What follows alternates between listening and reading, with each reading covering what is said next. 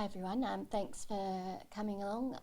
I'll just brief you on the flooding situation over New South Wales and then I'll hand over to Commissioner York.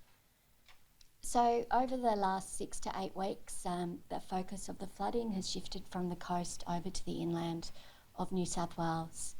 And through that time we've seen quite a few of our catchments west of the Great Dividing Range go into flooding, and several towns along over the inland of New South Wales be affected.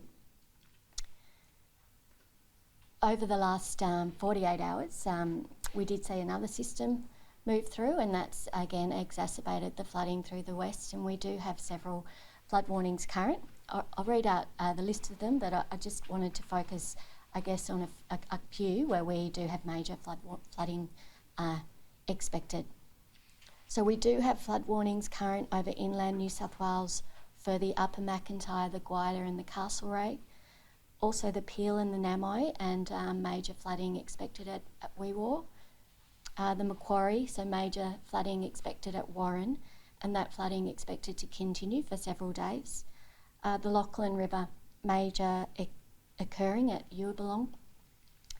Also flood warnings out for the Murrumbidgee, the Murray and the Edwards, the Colgoa, the Birri, the Bakara and the Narran, and we have major there at New Angledore, and also the Bogan, the Warrego and Peru.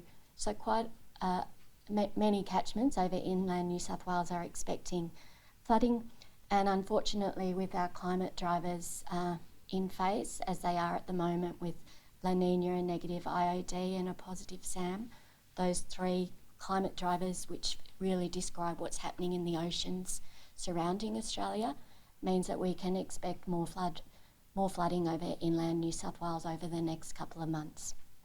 Very similar to what we saw last year.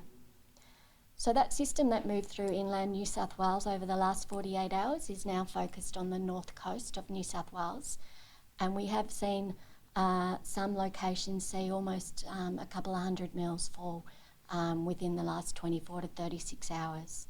And we are expecting more rain and thunderstorms between now and late Friday or Saturday. So that rain is going to exacerbate flooding along the north coast.